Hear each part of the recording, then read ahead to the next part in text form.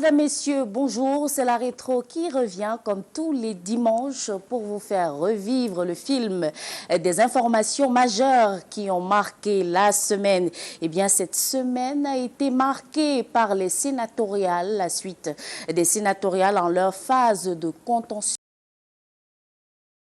post-électoral, également par cette descente du ministre de l'administration territoriale à l'épicentre des agressions qui minent la nationale numéro 3, notamment dans la localité de Pouma, dans la région du littoral, où Paul Atangandji a tenu une session de travail, une réunion de sécurité d'urgence avec les autorités du coin, du centre et du littoral notamment. Il y a donné des instructions fermes et pris des mesures afin de traquer ces braqueurs lanceurs de pierres. Enfin, Yaoundé a été le temps d'un sommet, la capitale de l'intégration régionale, avec la tenue ce 17 mars du 15e sommet ordinaire des chefs d'État de la communauté économique et monétaire d'Afrique centrale. Une rencontre précédée par la célébration le 16 mars de la journée de la CEMAC et le 15 par les conseils des ministres de l'UEAC et de l'UMAC. C'est donc en compagnie du docteur Pierre Nka que nous allons mener cet entretien. Il est docteur en sciences politiques, expert des questions économiques et nous avons le plaisir de le recevoir. Bonjour docteur. Bonjour, merci. Bon dimanche à vos fidèles téléspectateurs. Merci. On va donc exhumer, avec votre permission, votre passé de directeur des rédactions du quotidien L'économie surtout. Oui, absolument.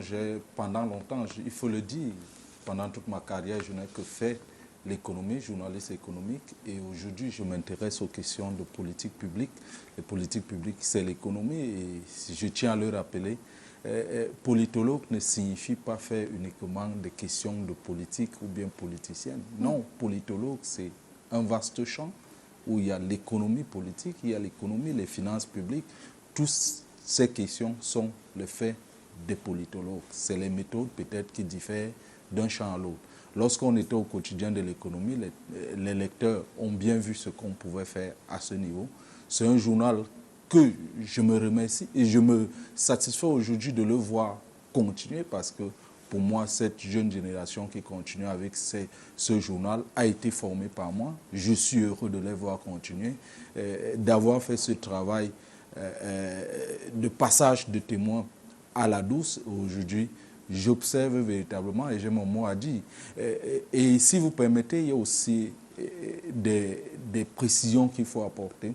La posture qu'on occupe aujourd'hui, c'est de vendre le rêve qu'il est possible de faire un journalisme spécialisé au Cameroun. Mais cette spécialisation ne signifie pas qu'il faut tuer l'information, non. Dans la spécialisation, il faut créer des contenus informatifs qui peuvent être journaliers, qui peuvent être hebdomadaires, qui peuvent être mensuels. Et c'est vers là qu'on tend dans l'activité aussi qui est la nôtre aujourd'hui. On a lancé un programme de hautes études pour le journalisme spécialisé et on le fait depuis 2019 et on pense qu'on trouve satisfaction auprès de nos masses qui sont camerounaises mais également beaucoup de ressortissants de la République sœur du Tchad. En tout cas, dans la suite de ce programme, nous parlerons de politique économique, d'intégration régionale. Nous allons passer en revue les défis et enjeux de ce 15e sommet de la conférence des chefs d'État de la CEMAC. Mais avant de rentrer dans le vif du sujet, prenons ce petit coup d'œil dans le rétroviseur pour le round-up. C'est derrière ceci.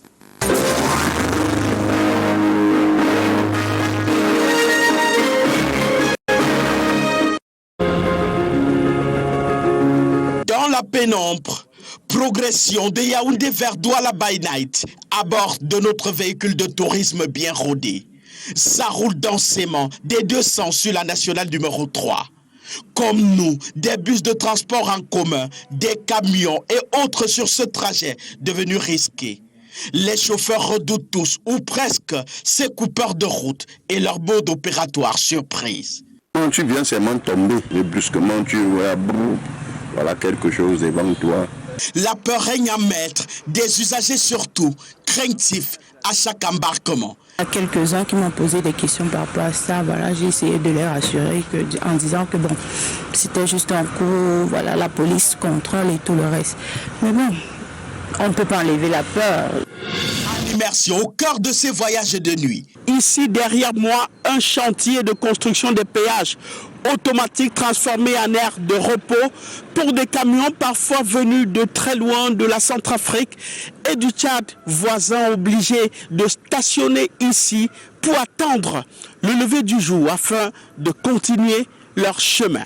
Un poste de contrôle non loin assure la sécurité. Le trajet est jalonné par les éléments des pelotons routiers. Nous avons renforcé la sécurité au niveau de notre circonscription. Nous sommes permanemment en éveil. Première règle de sécurité, des arrêts volontaires uniquement au bon moment et au bon endroit.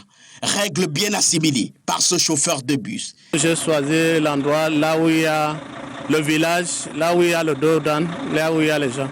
Mais il y a des arrêts imposés par une panne. Comme ici, Gildas remplace une roue crevée de son camion. C'était sur un endroit un peu bizarre, mauvais, mais on ne peut pas garer. Il faut qu'on cherche d'abord un endroit sécurisé un peu. Plus compliqué, des cas d'accident ou de panne qui immobilisent le véhicule. Depuis 17 heures, ce chauffeur est planqué dans un endroit à risque. Je suis descendu à la brigade routière là. J'ai trouvé le commandant là-bas. Je lui ai fait comprendre que j'étais en panne ici. Il m'a dit qu'il devait m'envoyer un élément. 19h là. Un gendarme est venu, je suis arrivé à la cabine. Un gendarme en faction, armé, dans un guet-apens tendu à d'éventuels malfaiteurs. La tenue du Pandore est dissuasive. Je suis en demi-saison, il ne pourra pas savoir directement que je suis gendarme. C'est quand ils veulent donc commencer l'agression que j'interviens donc et je les neutralise. Dans cette voiture banalisée non loin, ses collègues assurent le soutien en cas d'alerte. Nous sommes en contact permanent à travers les liaisons téléphoniques avec nos camarades. Cette stratégie usuelle au peloton de Boumdébel a déjà porté des fruits.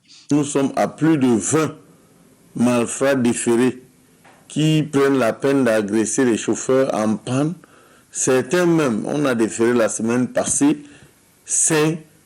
il y avait un fourgon de couleur blanche, ils sont venus mettre le feu et 2 jours après, ils sont venus dépiécer le véhicule pour le revendre aux ferrailleurs. Un ars, 1000 incertitudes, un ouf après chaque voyage. La route, quand tu dois là, Yaoundé. Quand tu quittes déjà Douala, tu arrives à Yaoundé sans problème, tu dis Dieu. Encore plus vrai, dans ce contexte de frayeur.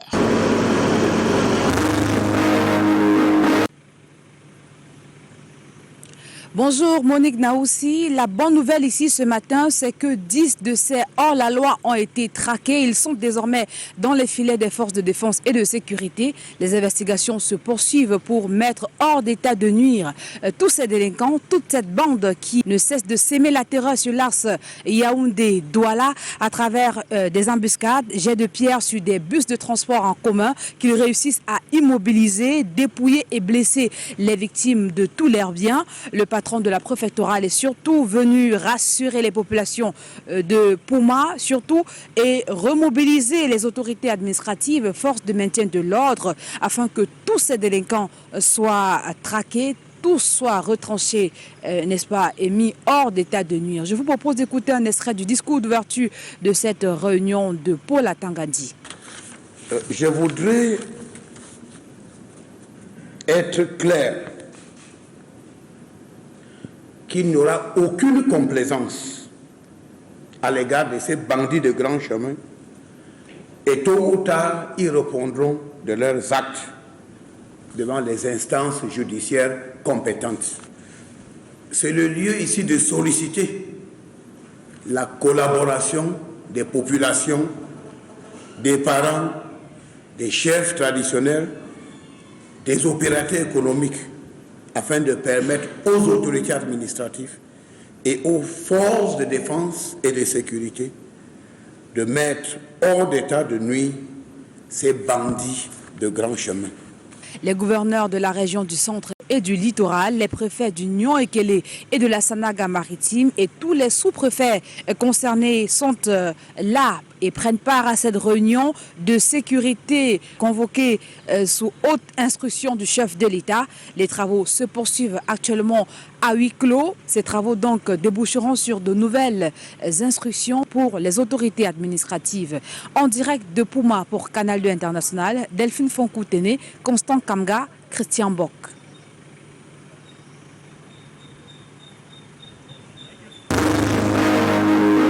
C'est un groupe de jeunes unis pour une même cause, vaincre les troubles du sommeil. Moi, je suis hypersomniaque. Je dors, peu importe le milieu. Et je ne me prépare pas pour dormir. En fait, je suis surpris par le sommeil. Lorsque je me lève le matin, j'ai l'impression que je n'ai pas dormi du tout. Donc, aussitôt j'ai le sommeil, tout ce que je fais, je m'endors. Lorsque je prends le taxi pour me rendre en stage, au travail ou à l'école, je dors dans le taxi. Une fois arrivé au travail, ce sont des épisodes de sommeil qui s'enchaînent. Un mal somnolent, aux conséquences parfois irréversibles. J'ai composé le baccalauréat, l'épreuve de langue française, où j'ai pris, en attendant la sonnerie, pour commencer, je me suis mise à dormir. Donc je me réveille à 30 minutes de la fin de l'épreuve. La plupart du temps, je prends le taxi, peut-être que je dis peut-être entrer sur moi. Mais peut-être le taximan ou le motoman lui-même peut-être a perdu la tête. Je ne me rappelle pas que non, c'est bon ici. Là, il aussi l'oublie, il continue. Armandine souffre de narcolepsie cataplexie. Une forme de somnolence beaucoup plus sévère parce qu'entraînant des paralysies brusques du corps, même en mouvement. On fait sport comme ça, il n'y a pas de problème, mais on fait sport, je cours, je dors. Je cours en dormant, je vous l'assure. Je ne peux pas m'empêcher de dormir. Je cours, quand tu marches, tu cours, non, tu dors. Dès que laisse-moi comme ça, on se moquait de moi, franchement.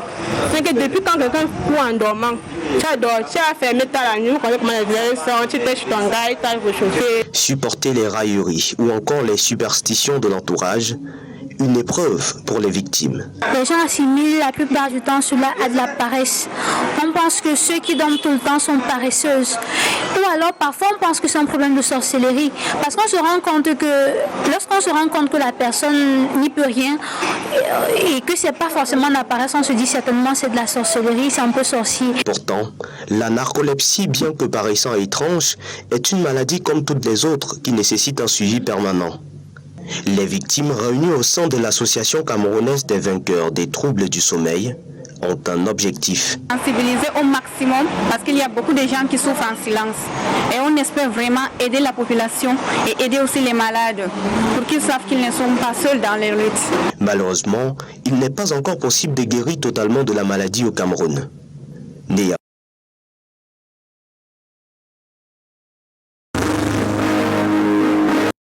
Une conférence très attendue que celle qui démarre ce 17 mars. Les 5 dernières années ont été éprouvantes pour l'exécutif sortant de la communauté économique et monétaire de l'Afrique centrale. Des chocs comme le Covid-19 et la crise russo-ukrainienne ont freiné le développement sous-régional. Il faut donc agir. Les sujets qui feront l'objet de discussions intègrent certaines démarches en termes de politique, s'agissant de l'import-substitution pour améliorer la souveraineté économique de nos États et renforcer la résilience à long terme. Face à un monde en difficulté, il faut faire bloc pour améliorer le quotidien des populations. Avec ou sans le franc CFA, la question est à l'ordre du jour. Elle repose sur l'analyse que présentera le gouverneur de la BEAC. Il faut aussi un rapport sur l'évolution probable du franc CFA. C'est un rapport qui a été demandé par les chefs d'État. Et puis, il y aura une communication sur la crypto-monnaie. Autre pomme de discorde, les réformes CEMAC à l'instar de l'abrogation du consensus de Fort-Lamy, la libre circulation des personnes surtout et la réduction de la durée des sessions du Parlement CEMAC. La fin du consensus de Fort-Lamy. Ce consensus, les chefs d'État ont décidé que la rotation doit se faire par ordre alphabétique, mais malheureusement, la pratique, il y a des dissonances. Enfin, le retour probable de la commission à son siège historique à Bangui sera également débattu.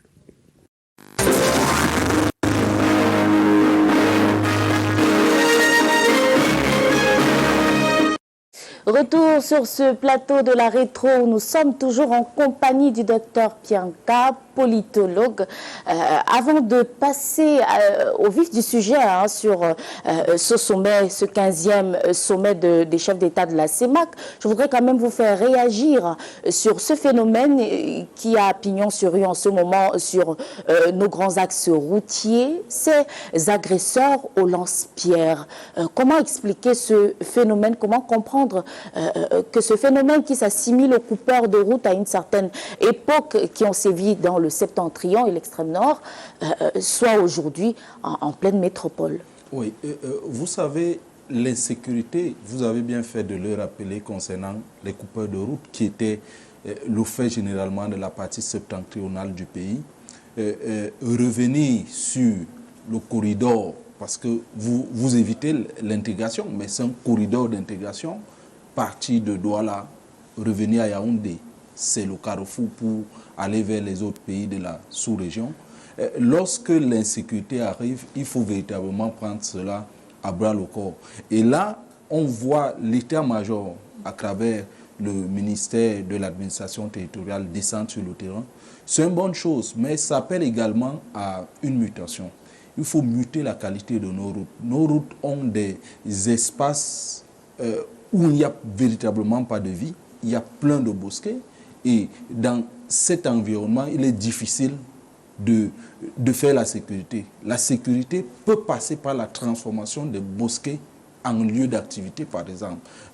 Dans d'autres pays, lorsque vous circulez sur les grands axes, de part et d'autre, vous pouvez voir des plantations qui montrent un signe de vie et qui montrent, qui éclairent en réalité et évitent le noir, parce que c'est l'obscurité généralement. Et il faut également voir que ces actes arrivent au moment où le gouvernement est en pleine mutation sur ces routes. Vous voyez, là, on parle de national numéro 3, mais un décret pris par le président de la République, je pense le 23 février, est passé au reclassement de certaines routes. Il y a les autoroutes numéro 1, autoroute 2, autoroute 3. Ça montre aussi la qualité ou bien le changement désormais qu'il faudra avoir autour de la route. La route ne doit pas être une barrière parce que ça rentre dans ce qu'on appelle les barrières non tarifaires où on prévoit que les gens passent sans payer quoi que ce soit. Or, les citoyens sont aujourd'hui en danger. Et la cible de ces coupeurs de route, entre guillemets, est quand même en dit long. Ils visent plus les transports VIP et les transports de marchandises, ce qui nécessairement aura un impact sur le quotidien des Camerounais, pas simplement les travailleurs, mais également la ménagère. Et je pense que c'est une sensibilisation qui doit être ouverte afin que les jeunes, sans doute en quête d'emploi, en quête de mieux-être, puissent penser redéployer leurs forces autrement. Lorsqu'on est lance-pierre, ça veut dire qu'on a de l'énergie nécessaire qu'on peut réorienter ailleurs. En tout cas, le spectre de l'insécurité n'a pas plané sur cette 15e session ordinaire de la conférence des chefs d'État de la CEMAC. Les présidents Faustin Archange Touadéra, Denis Sassou Nguesso, Mahamat Idriss Déby, Obiang Nguema et Ali Bongo ont été le temps d'une journée les hôtes du président Paul Biya en sa qualité de président de la République du Cameroun, mais aussi et surtout président de la conférence des chefs d'État de la CEMAC. On a une fois assisté à un sommet couru, serein, selon les termes du président de la commission de la CEMAC, Daniel Ona Bongo. Mais une remarque qu'on peut faire à l'issue de ce sommet, c'est que la marche de l'intégration est plutôt lente et elle n'est pas du tout synchro. Oui, Janice, vous faites bien de dire qu'elle n'est pas du tout synchro. Moi, je dirais qu'il n'y a pas de lanterne pour éclairer le noir autour de l'intégration dans la sous-région Afrique centrale. Il sera encore difficile au regard de la configuration qu'on a parce que le temps actuel au sein de chaque pays de la CEMAC, c'est la souveraineté. Il faut que chacun assure sa sécurité.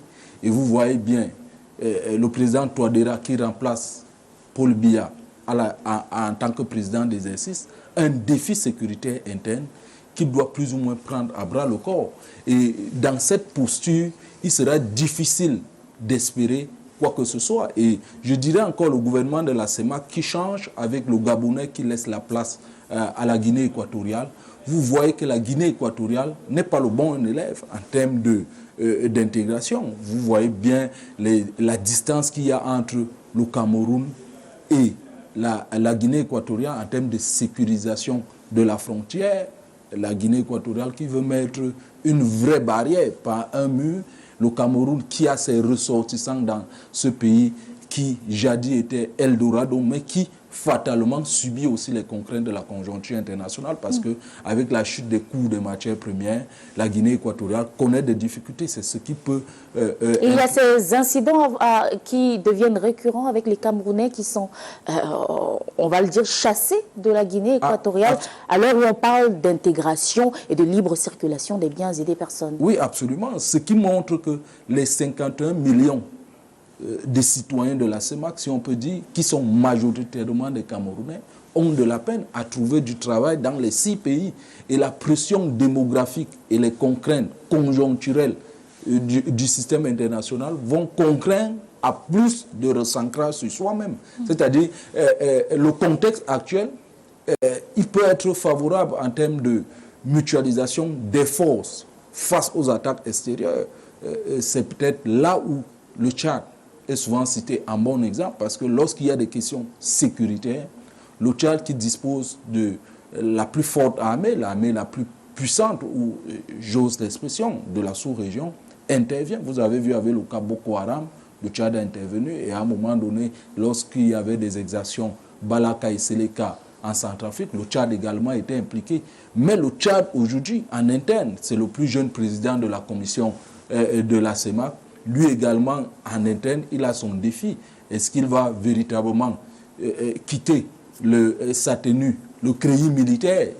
À Yaoundé, il n'était pas un crédit, mais ce crédit-là lui colle toujours à la peau. En tant que général, il faut qu'il assure une véritable transition dans son pays afin que véritablement il puisse passer à ce qui est utile. Parce que l'intégration, c'est une affaire de politique publique et les politiques publiques sont multiples. Il y a le groupe, il y a l'énergie, il y a l'emploi, parce que tant qu'on n'est pas dans l'emploi entre tous ces pays, ça devient un peu plus ou moins difficile. Vous parliez de sécurité. Le président Mahamat Idriss Déby a été félicité par le président de la commission de la CEMAC pour la transition qu'il mène actuellement dans son pays, les défis sécuritaires également.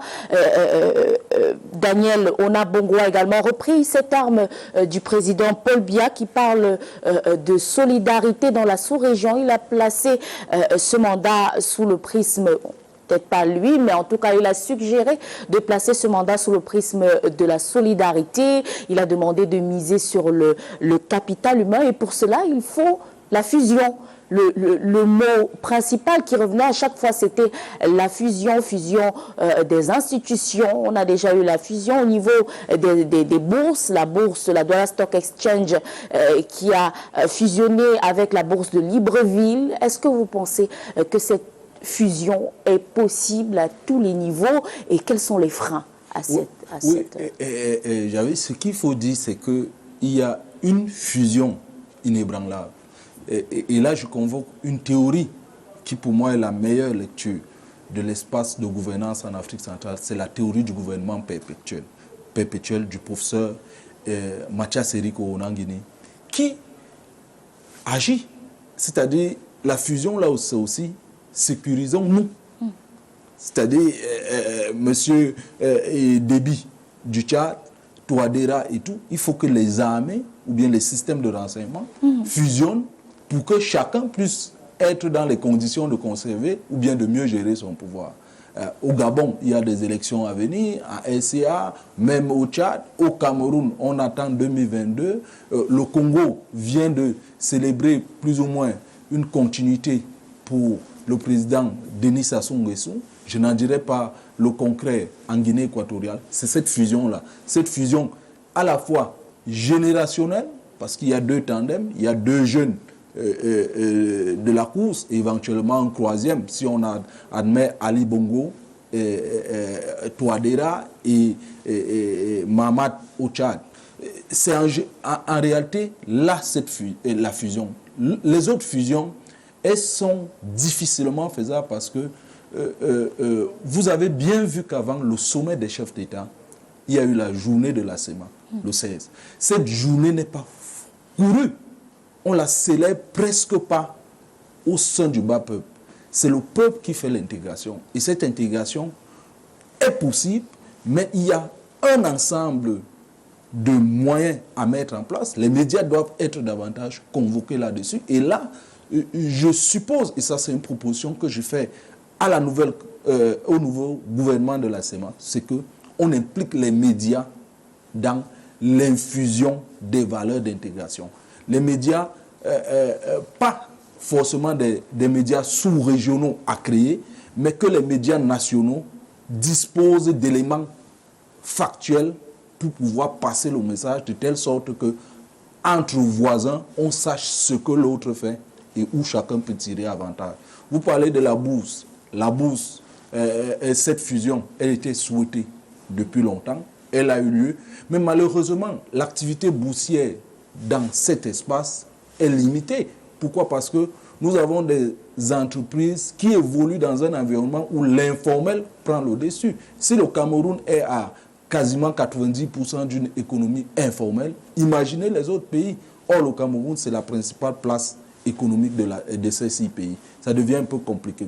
Il y a une belle initiative avec le cadre de la coopération universitaire, avec l'université à Congo-Cameroun, l'inter-université qui est située. C'est une bonne initiative, mais dites-moi quel jeune dans nos villes, dans nos capitales, sait qu'il y a un tel projet et quelles sont les filières? Est-ce que ces filières-là sont dans la logique d'infuser également les questions d'intégration? Tout ça reste à faire. Et le plus grand problème, c'est l'enclavement. Vous allez voir, dans certains pays, on pouvait quitter Yaoundé en voiture et arriver. Je prends. Si ces chefs d'État voulaient montrer véritablement l'intégration, certains peut-être, vous me direz que je m'aventure vers quelque chose qui glisse, certains auraient pris la route. C'est-à-dire il est possible de quitter Yaoundé, arriver au Gabon sans difficulté, arriver au Congo sans difficulté, arriver en Guinée équatoriale. Mais c'est difficile de le faire pour la RCA. C'est difficile de le faire pour le Tchad. Pourquoi? Parce que les projets d'extension du chemin de fer, par exemple, du Cameroun jusqu'en N'Djamena, posent un problème. Il y a des ponts qui sont construits sur des rivières, mais ce ne sont pas des transports de masse. On a besoin aujourd'hui du transport de masse pour que la fusion qui passe également par l'économie puisse être véritable. De nombreux projets comme ça ont été cités. Daniel Onaondo parlait de 12 projets structurants en réalité dans le cadre des réformes du programme économique de la CEMAC. Daniel Onaondo qui a donné un discours de clôture aux allures de testament. Il est revenu sur les défis de la commission de la CEMAC. Je vous propose, avant de poursuivre cet entretien, de prendre un bout de son discours de clôture.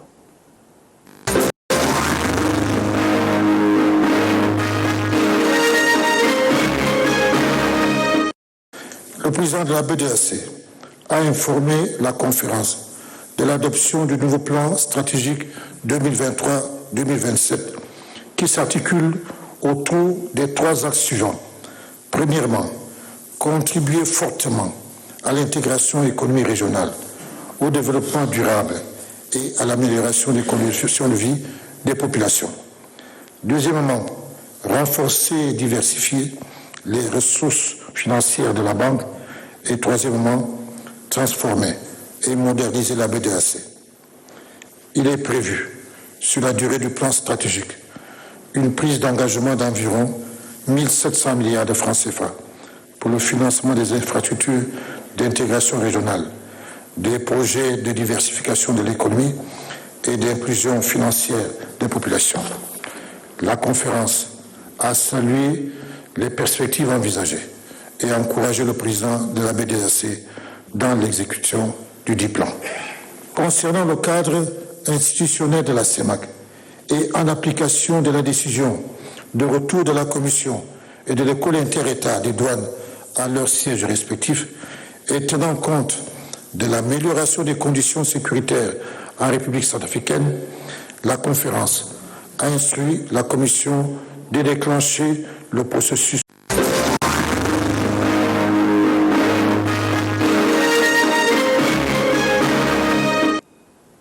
On vient de suivre à l'instant quelques résolutions de ce 15e sommet des chefs d'État de la CEMAC. Daniel Ondo, le président sortant de la commission de la CEMAC, qui est donc revenu sur ces enjeux de fusion, ces projets qu'il faut absolument réaliser. On remarque que l'économie a une place importante dans l'intégration sous-régionale, notamment on s'attendait, puisque ces questions ont été inscrites à l'ordre du jour expressément par le président Paul Biya, à ce qu'on parle du franc CFA. Sera-t-il dévalué? Y aura-t-il rejet? C'est une question qui revient à chaque fois. La crypto-monnaie également, puisqu'on a la Centrafrique qui a légiféré sur la question et les autres États qui traînent un peu le pas. On a une marche quasiment dyslexique. Est-ce que le sommet a finalement accouché d'une souris? Non. Le sommet ne pouvait pas faire mieux que ce qui a été fait. Vous voyez, on a parlé d'un nouveau plan stratégique 2023-2027. Ça a toujours été ainsi. C'est-à-dire, il y a un plan 2015-2025 de la CEMAC qui n'est pas évalué. C'est-à-dire, en termes d'évaluation concrète, il y a un ensemble de limites. Et vous savez, les diplomates et les chefs d'État ne viennent pas devant les populations pour poser ce qui est négatif. Ils vantent ce qui est possible. Et maintenant, on recherche près de 1000 milliards. 1000 milliards de francs pour investir où? Est-ce qu'il est possible pour la CEMAC, de chaque pays, là, de regrouper ces fonds? C'est difficile. Pourquoi? Parce que la conjoncture économique est mauvaise. Et je tiens à faire remarquer ceci. Si la politique est présentée comme la mère de tout, mais c'est difficile aussi d'imaginer l'économie sans la politique. L'économie, généralement, est le condensé du politique. C'est-à-dire, dans une sous-région, si tout va bien, ça veut dire que les politiques vont bien. Ce qui, véritablement, n'est pas le cas aujourd'hui parce que tout le monde est en récession. Vous faites allusion à la monnaie, l'instrument monétaire. Dans une discussion des chefs d'État, ou bien quand vous avez suivi le ministre Alamine Ousmane, ministre de l'économie du Cameroun, il parle d'impôt substitution. La monnaie n'a de valeur que par la production du milieu économique. Si on ne produit pas, notre monnaie n'aura aucune valeur. Pourquoi? Parce que tout notre argent ira à l'achat des produits que nous ne consommons pas, que nous ne fabriquons pas, mais nous consommons, sans véritablement avoir un impact direct sur les populations. Il parle d'amélioration des conditions de vie. Donc la question du franc CFA, je le soutiens. Si c'est une question réelle, son opportunité me pose problème parce qu'il y a des préalables. Et c'est une chance d'avoir le franc CFA actuellement avec notre niveau de gouvernance. Parce que notre gouvernance est déliquescence. Vous ne pouvez pas être dans des environnements où il y a de multiples détournements de fonds publics et espérer qu'on vous laisse les marges monétaires. Pas pour soutenir le gendarme qui est la France sur le franc CFA ou bien les institutions internationales, mais c'est pour dire que nous avons obligation de discipline budgétaire. Et pour le cas du Cameroun, vous avez vu avant tous ces événements de la CEMAC, elles sont liées, l'agenda est lié. Oui. Il y a eu le directeur adjoint de la Banque mondiale qui était au Cameroun. Il y a eu un ensemble de directives. Le Cameroun était encore sous programme des institutions de Bretton Woods. Donc absolument, il y a une discipline qui doit s'imposer. Et cette discipline-là passe par la production. Or, nous ne produisons pas. On a la chance Nous produisons quand même quelques ressources. On a le pétrole. La Commission a fait une énumération exhaustive. Vous faites bien, faites bien d'évoquer la question de matières premières comme le pétrole. Mais je suis au regret de dire que toutes les raffineries des pays comme le Cameroun, le Congo et le Gabon sont essoufflées. Depuis 2015, on nous parle d'une raffinerie communautaire. C'est-à-dire, ayant fait le diagnostic qu'à titre individuel, on ne peut pas s'en sortir. ils ont décidé de créer une raffinerie communautaire. Je pense que le siège de cette raffinerie doit être à Pointe-Noire, au Congo. Où en est le projet? Nous sommes à 8 ans après. Justement, le président Paul Biya en parlait face au choc exogène qui secoue le monde en ce moment. Il a clairement dit qu'on ne peut plus évoluer en autarcie et qu'il fallait miser sur la solidarité, sauf que au sein de la communauté, on remarque qu'il y a, comme vous disiez, la question de la souveraineté est trop prégnante et les États se combattent entre eux. Comment donc trouver le juste équilibre? Le juste équilibre passe par l'émergence d'une nouvelle génération, à la fois de fonctionnaires et d'acteurs économiques et de politiques. Je le dirais de cette manière, il faut que les chefs d'État inscrivent dans leur agenda véritable l'intégration, en créant par exemple des ministères de l'intégration. Au Cameroun, si vous dites à un jeune quel est le ministère qui s'occupe de l'intégration, au Cameroun, il ne peut pas vous dire. C'est logé au ministère de l'économie, de la planification. Qui signe ces accords? Or, s'il y avait un ministère de l'intégration, en lien direct avec l'économie et les relations extérieures, nos citoyens, nos compatriotes n'auraient pas de problèmes dans d'autres pays, comme on voit en Guinée équatoriale ou dans d'autres pays. Le Tchad est un pays qui envoie beaucoup sa colonie au Cameroun. Ça, il faut saluer. C'est-à-dire ce sont des liens stratégiques entre le Tchad. Le Tchad a fait des choix pour montrer qu'ils aiment le Cameroun. Le pipeline Tchad-Cameroun serait passé ailleurs.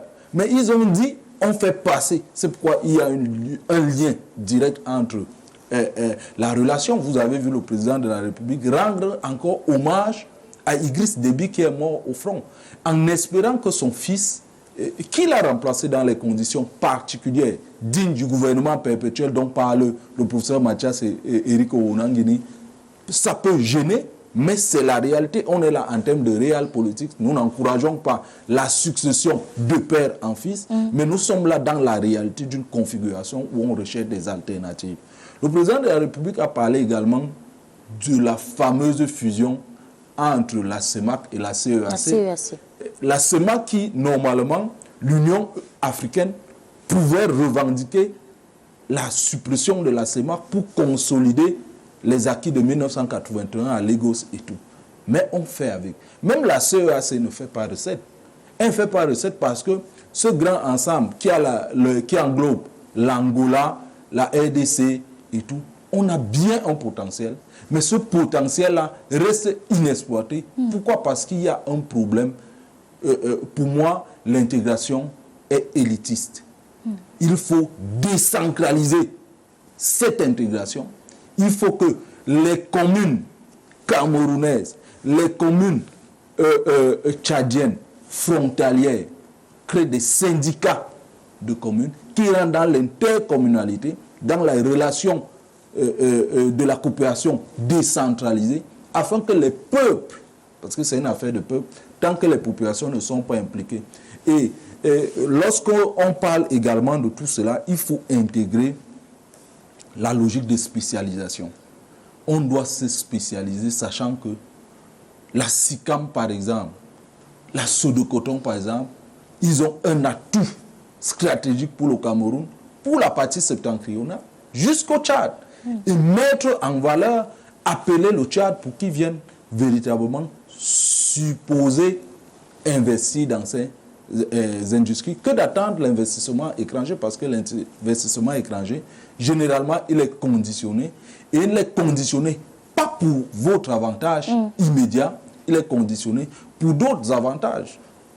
Si vous voyez par exemple les questions, comme on parle du coton pour la zone septentrionale, le fait par exemple pour la Sodecoton d'entrer à la bourse de Douala, c'est un problème économique sous-régional, même si les actionnaires principaux, Union européenne et peut-être le Camerounais d'Ampulo qui sont à l'intérieur, vont tirer avantage à leur niveau, mais la structuration du fait de l'entrée en bourse de la Sodecoton sans un partenariat stratégique avec la SICAM, cela n'est pas possible. Concrètement, qu'est-ce que je veux dire? Il est impensable que la Sodecoton vende à la SICAM, qui est la première fille de la Sodecoton, le coton au prix du marché international.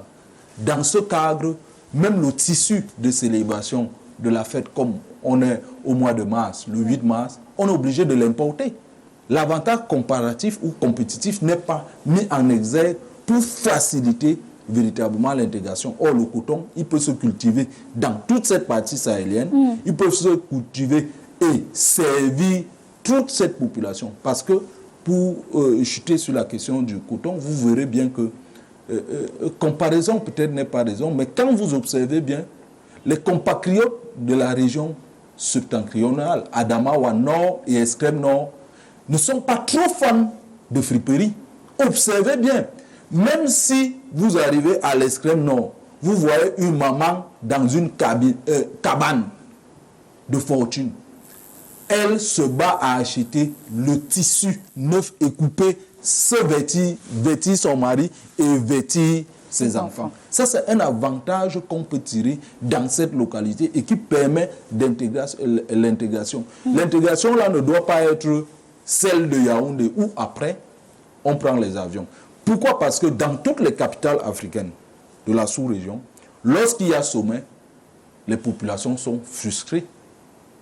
Il y a une frustration.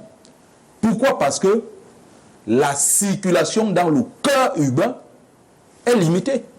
Vous avez vu le cas de Yaoundé pendant ces 2 derniers jours du sommet, et sans doute jusqu'à hier samedi. Il est difficile, plus ou moins, de circuler dans la ville parce qu'il y a des bouchons causés par l'arrivée des premiers d'entre nous, c'est-à-dire les chefs d'État, qui fatalement n'arrivent pas à trouver des alternatives qui nous impliquent. Et moi, je penserais qu'idéalement, il faut que les populations africaines commencent à créer des contre-sommets de la CEMAC pour véritablement revendiquer. On en reparle tout à l'heure, mais comment donc jauger le niveau d'avancement de l'intégration nationale lorsqu'on sait que quasiment tous les thèmes abordés qui concernent, on va dire, le petit peuple sont constamment mis en réflexion, comme d'ailleurs les résolutions l'annonçaient ce 17 mars, la crypto-monnaie, le franc CFA, voilà, l'exécutif de la conférence des chefs d'État a précisé que les réflexions se poursuivaient pour pouvoir trouver un terrain d'entente. Comment véritablement impulser un rythme, une célérité plus dynamique? Oui, pour le faire, au risque de me répéter, il est important que les médias, que vous soyez impliqués. Que je schématise, hein, je suis à Canal 2, que Canal 2 est un correspondant permanent dans tous les 6 pays.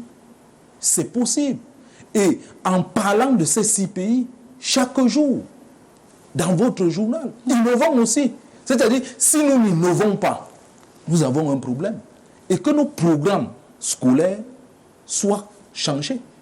Qu'on intègre la logique d'intégration.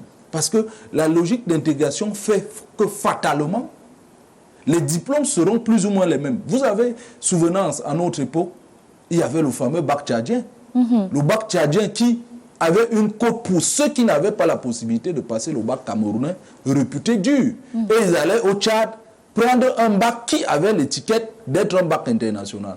Et je vous dis, dans nos facultés de droit, de sciences politiques et tout à soi, vous allez voir de journalisme. L'ESTIC, l'École supérieure des sciences et techniques de l'information au Cameroun, est le réceptacle de tous les professionnels. C'est pourquoi je dis l'intégration par les médias. Parce que la plupart des journalistes et des techniciens qui y travaillent sont des produits qui connaissent le Cameroun. Donc ils ont des camarades dans notre environnement et que nous tirons avantage de cela. Je parlerai également de l'important de renouveler. Renouveler l'élite qui dirige. On ne peut pas dire qu'on est dans l'intégration et on a des gens plus ou moins qui nous dirigent avec des mentalités très souverainistes. Ces mentalités très souverainistes posent un problème. Ça pose un problème parce qu'on ne prend pas le soin d'attaquer le problème où il est. On cherche plutôt la défense des couleurs nationales. Et le seul cadre encore visible qu'il faut saluer en termes d'intégration, c'est le fait que les soldats des armées respectives de la CEMAC sont disposés à servir quel que soit le pays. Peut-être dans le cadre onusien, vous voyez plusieurs fois les Camerounais qui sont en Centrafrique, eux également, ils sont souvent célébrés dans les capitales. Par exemple, lorsqu'il y a les célébrations des fêtes nationales, vous voyez bien qu'il y a des contingents des armées étrangères qui défilent à Yaoundé, chacun ayant son édition. Ce sont des choses qu'il faut multiplier. Il faut multiplier les associations plus ou moins de femmes. Il faut que les associations de la société civile se mettent davantage en réseau pour que l'impact de leur action ne se limite pas nécessairement. On a vu le Cameroun, par exemple, faire quelque chose qui était, à mon sens, positif. La logique de sortie de crise dans les zones frontalières à la Centrafrique et aussi au Nigeria. Avec la Banque mondiale, toujours la Banque mondiale, les fonds étrangers, on a mis une approche intégrée qui met éducation avec le programme PAREC, avec le PNDP, qui se sont mis ensemble pour construire des infrastructures d'intégration. Ce sont déjà des choses qui permettent que les communautés hautes et les réfugiés ne sont plus en guerre. Elles sont obligées de vivre ensemble. Ça, on doit dépasser ça. Ça ne doit pas simplement être quelque chose de, je dirais, de conjoncturel. Il faut aller au-delà. Et je penserais également à un bon système de travail. Il faut que le travail soit compétitif et que pour travailler au Tchad, au Gabon, que les offres soient ouvertes. Et ça, c'est pourquoi il y a un bon préalable à faire, le système éducatif, afin que le Cameroun, qui de par sa démographie, aura fatalement le plus grand nombre de cadres, ne se retrouve pas en train d'être ostracisé dans des pays d'accueil par le seul fait qu'il n'y a pas de main-d'œuvre là-bas. Parce qu'il faut avouer, dans la plupart de ces pays, il n'y a pas une main-d'œuvre locale capable de faire ce travail. C'est pourquoi l'engouement des Camerounais à y aller chercher le bonheur face aux difficultés de l'emploi au niveau interne peut être une cause de désintégration entre ces pays. Pierre Ka, dans votre développement, vous avez évoqué quelques bons points de l'intégration sous-régionale jusqu'ici, notamment au plan de l'éducation. On a également, cette année, le franc CFA qui a changé de couleur, qui est devenu plus inclusif. Par exemple, pour des pays comme le Tchad qui parle l'arabe, on a des mentions en arabe aujourd'hui. Comment est-ce que véritablement ces éléments-là, c'est des bons points également pour le quinquennat de l'exécutif sortant? Oui, absolument. Vous hésitez de dire le quinquennat du président Paul Biya. Non, l'histoire est factuelle. Il ne faut pas hésiter à le dire. Parce que c'est lui, effectivement, c'est sous lui que ces biens ont connu cette mutation. On ne sait pas si en interne, c'est lui qui a instruit qu'on intègre l'arabe également. Moi, ce que je pense, c'est que ce sont des bons signes. Ce qui reste, afin que la mayonnaise prenne, c'est que les peuples soient véritablement intégrés. Cette nouvelle monnaie, même si elle est l'objet de contestation aujourd'hui, par le fait du sentiment anti-français, pose quand même une réalité en termes d'intégration sur la forme physique. Et vous allez voir, vous avez parlé également de la crypto-monnaie. Vous voyez comment des Camerounais s'exhibent d'être des proches du président centrafricain sur la toile. Je cite aucun nom. Certains ont des trajectoires positives, d'autres peuvent avoir des trajectoires négatives, mais cela reste un fait. C'est-à-dire, les conseillers de M. Touadéra en matière de crypto-monnaie sont des Camerounais qu'on voit. Et le mal dans ça, c'est que il faut rester intègre. Il ne faut pas vendre du vent au chef d'État. La question de crypto-monnaie, elle est à légiférer, elle est à analyser. Mais au regard de ces méfaits, plus ou moins, qui a causé beaucoup de victimes, je ne vous apprends rien, on peut bien, je ne cite aucune marque, aucune enseigne en termes de coin, mais vous savez qu'il y a eu trop de victimes sur cette affaire. Il ne faut plus aller à la précipitation. La précipitation a quelque chose que ça décourage à la fin. C'est pourquoi je disais tantôt que même la monnaie, si on nous donne la monnaie là, et on ne travaille pas, on sera dans le virtuel. On ne peut pas continuer à imaginer. On a vu des pays qui sont allés acheter une baguette de pain avec une brouette de pain. Cela tenait au fait que l'économie là était plus ou moins improductive dans ce segment et qui fatalement a dévalorisé la monnaie. Or, si nous produisons pour rester dans ce qu'on appelle import-substitution sous-régionale, absolument, notre monnaie, puisqu'elle sera dans la consommation des biens internes, va mettre notre économie dans une posture industrielle. Lorsqu'on parle de monnaie, je viens toujours dans un champ de recherche qui est le mien, la relation entre l'Allemagne et l'Afrique. Après la Deuxième Guerre mondiale, l'Allemagne a été occupée par les puissances, plus ou moins les vainqueurs de cette guerre. La France, les États-Unis, la Grande-Bretagne, la Russie. Il s'est posé un problème de monnaie en Allemagne. L'Allemagne a refusé l'imposition d'une monnaie étrangère sur son territoire. Cela tenait à quoi? Ça tenait au fait que, avant la guerre, l'Allemagne était une puissance industrielle. Ce qui fait qu'ils savaient qu'avec leur monnaie nationale, ils pouvaient continuer leur industrialisation jusqu'à ce jour.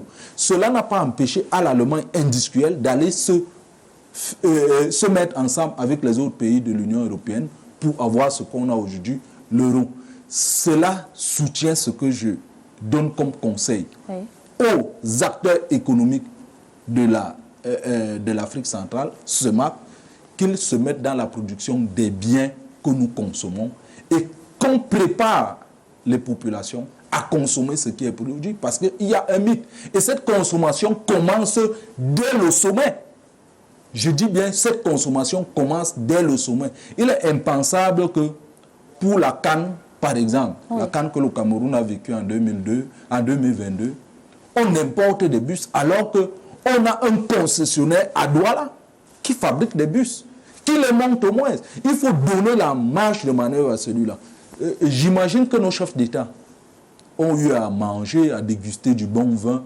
Est-ce qu'on nous a présenté un label d'un vin made in Cameroun ou made d'un de ces pays de la sous-région? Mais il y en a plein, docteur. On s'achemine malheureusement vers la fin de ce programme. Il nous reste juste quelques minutes. En 2 mots, peut-être des difficultés inhérentes également au fonctionnement même de la communauté. Le traité de Fort-Lamy, par exemple, a été mis en exergue ici par Daniel Ona-Ondo, qui déplore le fait que le principe de rotation qui a été mis sur pied est parfois jeté aux orties à cause de l'omniprésence des mastodontes de la sous-région. Comment sortir de ce cercle vicieux? Oui, sortir de là, ce qui montre que le consensus était mal pensé. Moi, je pense qu'il faut rester sur la compétence. Tous les pays de la CEMAC n'ont pas la compétence pour gérer la monnaie.